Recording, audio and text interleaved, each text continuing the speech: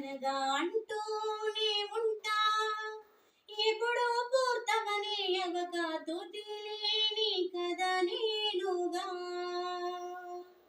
గాలి వాటంలాగా ఆగే అలవాటే లేక కాలు నిలవదే చోట, నిలకడగా ఏ చిరునామా లేక